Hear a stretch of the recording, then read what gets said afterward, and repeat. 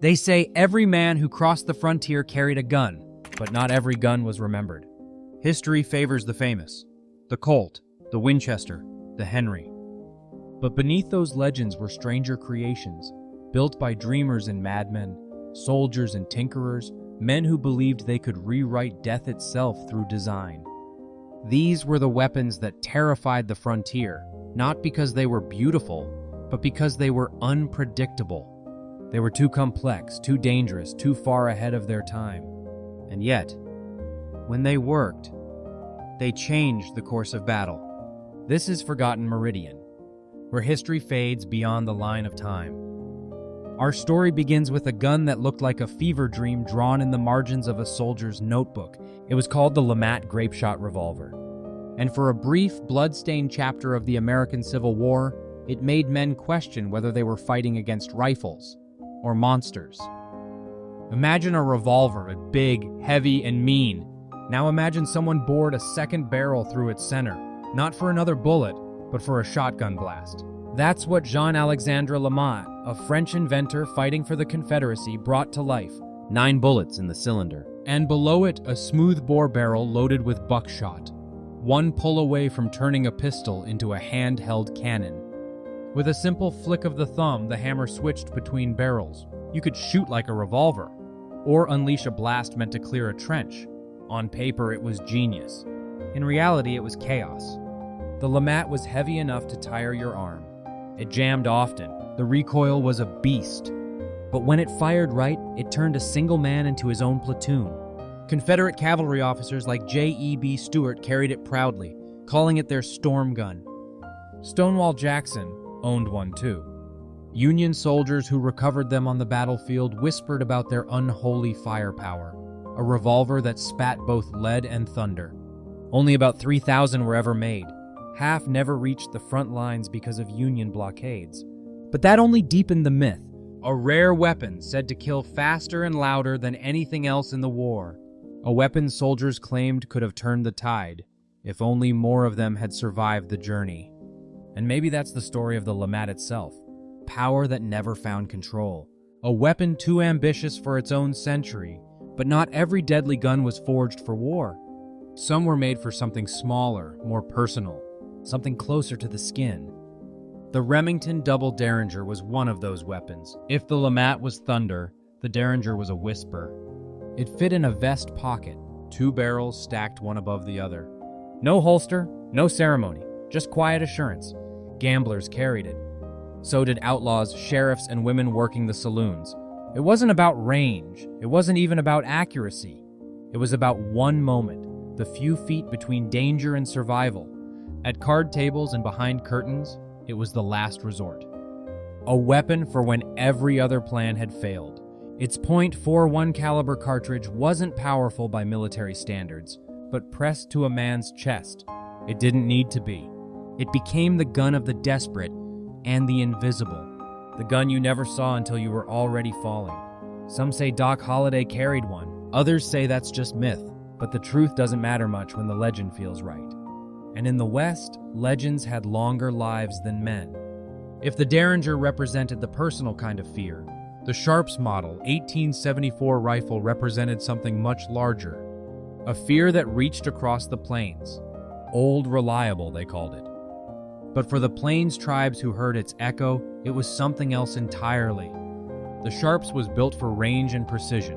A single-shot rifle firing monstrous cartridges, .50-70, .50-90, 45 to 120 - numbers that translated to unstoppable power. Buffalo hunters carried them by the thousands. They could hit a target farther than any other rifle of the time, and the targets too often were alive. Billy Dixon made the shot that entered legend at the Second Battle of Adobe Walls, over 1,500 yards away, nearly a mile. He took aim at a Comanche warrior on horseback. When Dixon fired, the wind carried the sound slowly, but the bullet arrived first. The man fell before the echo reached the line. That was the day the Sharps rifle earned a nickname among native warriors. The gun that shoots today, kills tomorrow. Its sound haunted the plains. It wasn't just a rifle. It was a symbol of the invisible death that came with the new America. One pull of its trigger erased a buffalo herd. Another erased the food supply of entire nations. The frontier wasn't conquered by numbers or treaties. It was conquered by range. The Sharps rifle was the beginning of industrial killing, and the end of the frontier's innocence. While the Sharps turned battles into distances, another weapon defined what it meant to survive up close: the W.W. Greener Coach gun. Short-barreled, twin-barreled, ugly as sin. A weapon for lawmen, messengers, and the kind of men who had to hold the line against chaos. Wells Fargo issued them to their stagecoach guards. They called them messenger's guns because they didn't deliver letters, they delivered warnings. 10-gauge or 12-gauge shells at close range weren't just fatal, they were final. The spread of pellets made accuracy irrelevant. You didn't need to aim, you just needed to point and mean it. It wasn't the gunshot that killed most fights, it was the sound before it. The heavy click of two hammers pulled back at once. In a dusty street or a wooden coach, that sound carried a promise. Walk away or disappear. And most men walked. Then there was the Remington rolling block rifle, the weapon soldiers called the most dependable gun ever built. Where the LeMat was complicated and fragile, the rolling block was simplicity itself. A steel block that rolled backward to open the chamber, forward to fire again.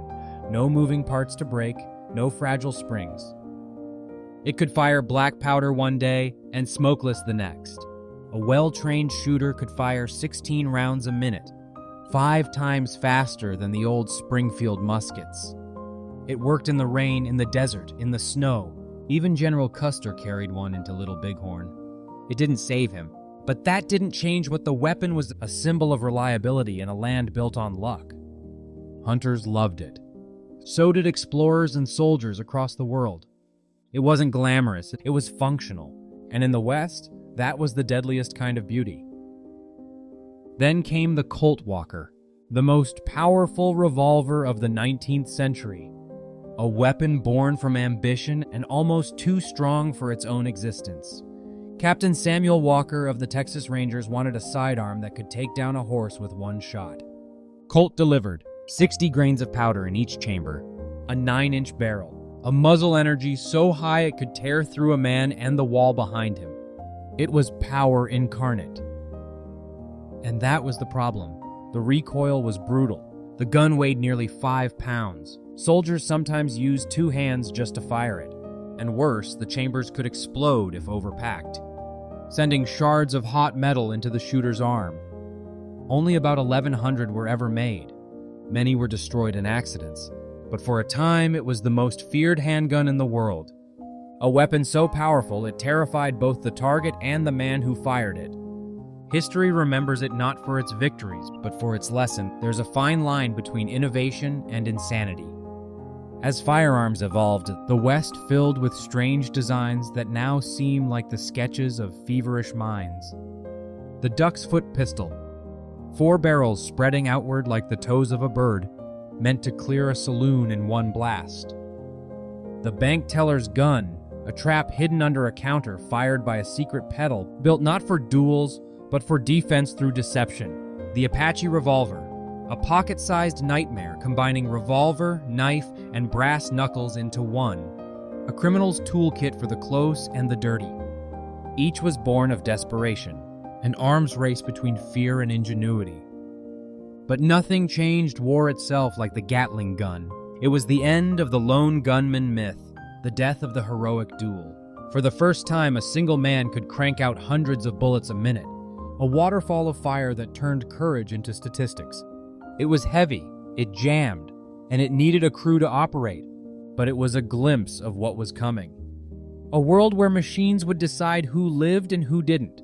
The Gatling gun was used in the Indian Wars, in the plains battles where lines of soldiers met riders with bows and rifles. And when the barrels started spinning, the war ended in seconds. The sound, a mechanical growl that echoed like thunder, became a symbol of finality. It was no longer man versus man. It was man versus progress. From there, the world would never be the same. By the late 1800s, the frontier's arsenal had become a gallery of contradictions. Guns that could change the course of a war. and guns that could kill their own user. Weapons that promised safety and delivered extinction. The Colt Navy 1851. Graceful, light, balanced, carried by Wild Bill Hickok and countless drifters. The Remington New Army 1858. Solid, dependable, with cylinders you could swap mid-fight. The Colt Peacemaker. The revolver that outlived the West itself, becoming myth long after the dust settled. And yet among them all, it's the forgotten guns. The flawed, the cursed, the misunderstood. That tell us who we really were. The Lamat, the Sharps, the Walker, they weren't just tools, they were mirrors. Each one reflected the dream of man to control power. To hold death in his hand and call it progress. To believe that domination was survival and that fear was strength. But the truth is simpler. The frontier was never conquered by heroes. It was conquered by invention, by men who turned their fear into metal and their hunger into gunpowder. Every weapon on that list carried a story, a purpose, a warning. The Lamat warned us that complexity breeds chaos. The Sharps reminded us that distance doesn't dull the cost of killing. The Walker proved that power without restraint always turns inward. And the Gatling gun. It marked the end of the age of courage. The West faded, but its echoes remained. In the steel of modern weapons. In the stories we tell about heroes with guns. And in the uneasy truth that progress has always demanded something in return. The frontier may be gone, but the line between survival and self-destruction, that's a frontier we still cross every day. This is Forgotten Meridian, where history fades beyond the line of time. Subscribe and uncover the stories that were too strange, too haunting, for the textbooks to remember.